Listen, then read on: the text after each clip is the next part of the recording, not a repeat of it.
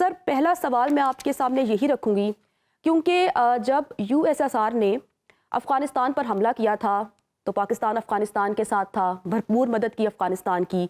जब तालिबान हुकूमत बरसरे इक़्तिदार आई तो ये तासुर था कि अब पाकिस्तान और अफ़गानिस्तान के जो मामलात हैं वो बेहतर हो जाएंगे, लेकिन ऐसा ना हो सका।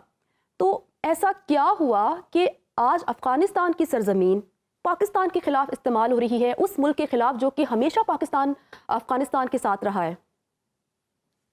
दरअसल हम लोग रियलिज्म पर कम बिलीव करते हैं और हम फसानों पे ज़्यादा चले जाते हैं। हुँ, बात ये है कि उस वक़्त भी जब ये अफ़गान तालिबान ने टेक ओवर किया तो हुकूमत, और जब हमारे एक बहुत ही सीनियर अस्करी इदारे के सरबराह उस वक़्त के हमारे प्रीमियर एजेंसी के सरबराह जब हुँ, चाय की प्याली वहाँ लहरा रहे थे काबुल एयरपोर्ट पर, तो मैंने मल्टीपल चैनल्स पे ये बात उस वक़्त भी की थी कि ये मुनासिब नहीं था। हुँ, दो दो वजूहात की वजह से। एक तो अच्छा, ये है कि क़ब्ल अज़ वक़्त सारी चीज़ें अपनी इतनी सारी की सारी उन पे उम्मीदें वो कर लेना, उनको अपने ज़हन में बसा लेना, और दूसरी बात ये थी कि इंटरनेशनल उसकी ऑप्टिक्स सही नहीं गए थे।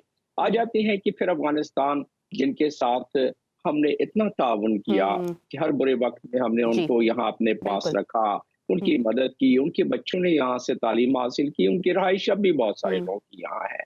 तो फिर तो कुछ कोई ना कोई तो वजह है। हुँ, 2 वजूहात हैं इसकी। जी, नंबर 1 कि हमने जिस अंदाज़ में उनको हैंडल करना था उसमें कोई कमाईगी रह गई है, और उसपे भी मैं मज़ीद तबसरा कर देता हूँ। लेकिन नंबर दूसरी जो बात है, वो ये है कि हम अफ़गान तालिबान के पावर को ओवर एस्टिमेट कर गए। पहली बात तो ये है कि हम उनसे उम्मीद और आस भी ओवर एस्टिमेट कर गए। उनकी जो सलाहियत, क़ुव्वत गवर्नमेंट चलाने की थी, उसको अब ओवर एस्टिमेट कर गए। वो कैसे? 2 बातें थी इसमें अगेन। जी, पहली बात ये थी कि उनको जो स्ट्रक्चर मिला वो ज़ाहिर है टूट-फूट गया था अफ़गानिस्तान में, हुँ, जब नेटो गवर्नमेंट थी और जब वो नेटो सपोर्टेड गवर्नमेंट चल रही थी वहाँ। जब अफ़गान तालिबान आए तो उनको टूटा-फूटा ढाँचा मिला। हुँ, अब उनमें क्या इतनी सलाहियत है कि वो दाइश से भी लड़ पड़ें? क्या हुँ, उनमें इतनी सलाहियत है कि वो टीटीपी से भी लड़ पड़ें? मेरा अपना तज़िया ये है कि नहीं, इतनी सलाहियत नहीं है, लेकिन फिर भी वो यकीनन टीटीपी को कुछ न कुछ गज़न पहुँचा सकते थे। मेरी हुँ, कल एक अफ़गान तालिबान के बड़े सीनियर साहब आए हुए थे। मैं किसी यहाँ इदारे का हुँ, पैट्रनाइज़ करता हूँ, एजुकास्ट नाम है उसका। जी, फ्लाई काम करते हैं अफ़गानिस्तान में। तो वो मुझे मिले, उन्होंने कहा कि जी अब भी हमने तकरीबन कोई हुँ, 1000 के करीब टीटीपी को अपने जेलों में बंद किया हुआ है, वो सारे के सारे पाकिस्तान आना चाहते हैं। उसको वेरीफ़ाई किया जा सकता है, लेकिन हम हुँ, अफ़गानिस्तान को, अफ़गानिस्तान के और अफ़गानियों को अपना भाई समझते हैं। जी, ऐसा ही हम है। उनको पहले भी समझते थे, हुँ, हम उनको आइंदा भी समझेंगे, हुँ, क्योंकि पीपल टू पीपल रिलेशन हमारे बड़े अच्छे हैं। तो हुँ, अगर कोई मिसहैंडलिंग किसी स्टेज पर हुई है, जो मैं समझता हूँ कि हुई है, तो उस सूरत में हमें उसको दोबारा राह रास्त पे लाना तो सर, पड़ेगा। इसमें कुछ जो वो पॉलिटिकल मिसहैंडलिंग क्या है? क्या पाकिस्तानी गवर्नमेंट की ऐसी पॉलिसीज़ थी जिनकी बिना पर ये सब कुछ हो रहा है?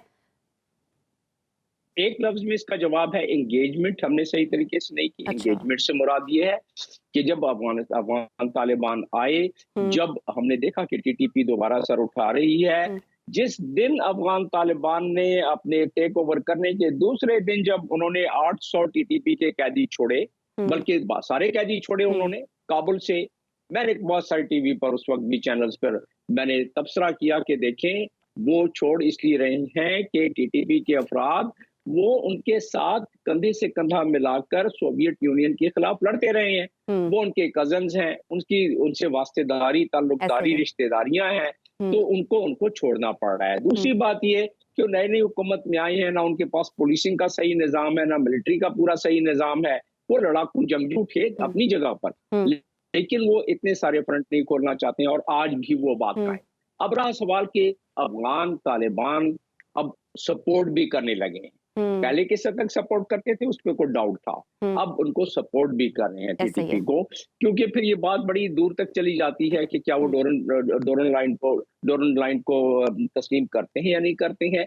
इसमें ज़ाहिर है कि वो उसको इतना तस्लीम नहीं करते हैं। हुँ, तो जिसकी वजह से और फिर दूसरी बात शरिया लॉ, क्योंकि हुँ, टीटीपी का ये पहला सर-ए-फ़हरिस्त एक हुँ, उनकी ये ऐसा ही है। है, मंशा है कि पाकिस्तान में पाकिस्तान पहले ये इस्लामिक रिपब्लिक ऑफ पाकिस्तान है, हमारा एक कॉन्स्टिट्यूशन है, हमारी शरीयत कोर्ट है, हमारे बहुत सारे मामलात हैं और हम अच्छा, इंटरनेशनल कानून के मुताबिक सर एक और अहम सवाल है कि इंटरनेशनल अफगान तालिबान ऐसा कर क्यों रहे हैं? उनके क्या मफादात हैं? क्या उन्हें बैरूनी फंडिंग आ रही है? क्या उन्हें बैरूनी सपोर्ट हासिल है? जी देखिए, इस इलाके में अगर डिस्टर्बेंस रहे हम्म, तो एक जियोपॉलिटिकल तनाजुर में अगर देखें आपकी इसके बाद में हम्म, यकीनन तजिया एक का तनाजुर बनता है हम्म, और उससे आपके नाजरीन को एक अंदाजा भी हो जाएगा। वो ये कि इस खत्ते में और ख़ास तौर पे इस जियोग्राफिकल लोकेशन जहाँ हम्म, हमारा मुल्क वतन अजीज़ है, वहाँ इंटरेस्ट है बहुत बड़ी कुव्वतों का, चाइना हो गया, अमेरिका हो गया। ऐसा ही है। और इस वक़्त कंटेनमेंट ऑफ चाइना की पॉलिसी के हिसाब से हम्म, ये किसको सूट करता है, ये हमें अंदाजा है कि किस पावर को ये सूट करता बिल्कुल। है कि डिस्टर्बेंस रहे, चाइना भी हम्म, उधर से भागे, पाकिस्तान में भी हम्म, कोई डिस्टर्बेंस रहे, दो फायदे उठाए जाएं कि पाकिस्तान एक बड़ा मजबूत मुल्क है, जौहरी मुल्क है, किसी तरीके बिल्कुल, से उसके असल निशाना जो नजर। पाकिस्तानी मईशत ही है। अच्छा सर, लास्ट में कमेंट चाहूँगी कि जो मशरिक़ वस्ता की सूरत हाल है, इसका पाकिस्तान पर कितना असरअंदाज हो सकता है? इस पर ज़रा कमेंट कर दीजिए, वक्त बहुत कम है। जी, वह मशरिक़ वस्ता का जो असर है और इम्पैक्ट है पूरी दुनिया पर पड़ेगा। हम्म, ये मामला 2025 में और मज़ीद बढ़ना है। ओहो। सीरिया का मामला अभी बड़े उसी अफ़गानिस्तान की हम्म, तरह सारे खुश हो रहे हैं। सीरिया का मामला आगे जाके काफ़ी फ्रैगमेंटेड नज़र आ रहा है, तो लिहाज़ा इसकी तपिश हम तक पहुँचेगी। हम्म, इस तपिश के लिए मेरा फ़ॉरेन ऑफिस इत्तेफ़ाक से तैयार नहीं नज़र हम्म, आता है। अगर उनसे पूछें कि आपका क्या कंटीजेंसी प्लान है, तो कोई खास कंटीजेंसी प्लान उनके पास नहीं है कि क्या होने वाला है और उसके हम्म, लिए क्या तैयारियां हम्म, हैं।